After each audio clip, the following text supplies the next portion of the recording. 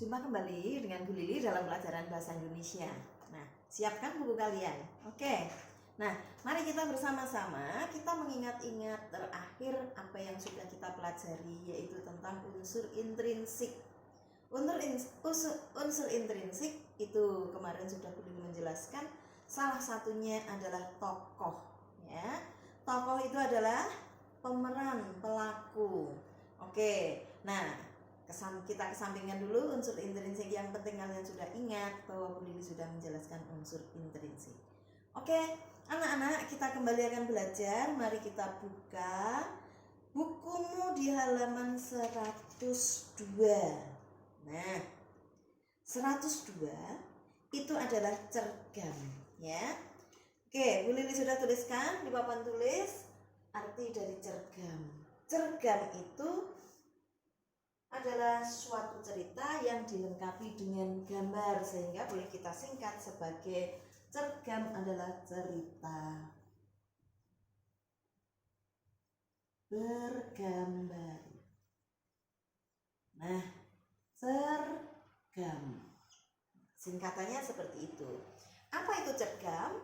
Nah, di sini juga sudah dijelaskan bahwa cergam ini adalah suatu cerita yang dilengkapi dengan gambar. Jadi, dalam cergam itu unsurnya cerita dengan gambar. Oke, mudah sekali ketika kita membuat cergam. Mari kita ikuti langkah-langkah kita.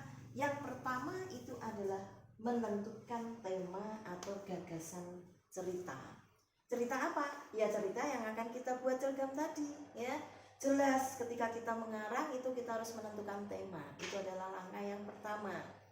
Kemudian setelah menentukan tema, kita yang kedua menentukan tokoh utama dan wataknya. Nah, inilah fungsinya ketika kita tadi mempelajari unsur-unsur intrinsik, ya.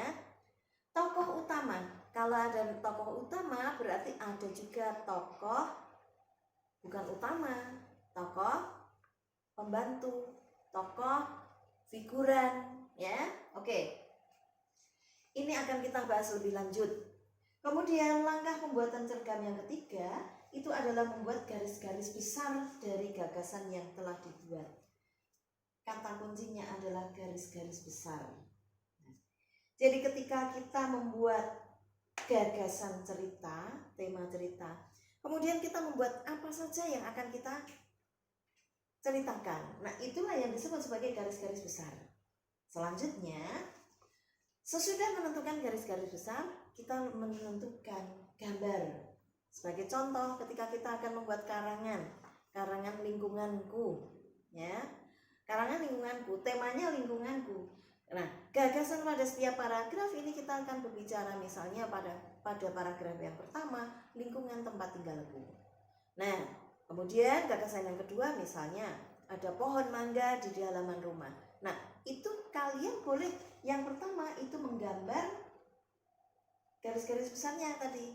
Yang pertama rumah, kemudian yang kedua sudah dilengkapi dengan pohon. Nah, seperti itu.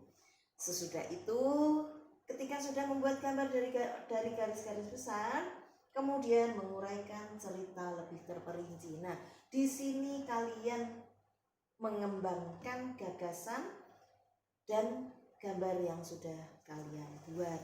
Nanti untuk lebih jelasnya kalian perhatikan lagi di halaman 102, ya.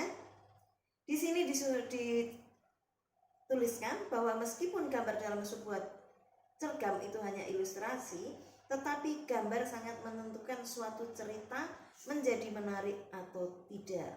Oleh karena itu, pembuatan ilustrasi dalam sebuah cergam perlu dipikirkan bagaimana semenarik mungkin.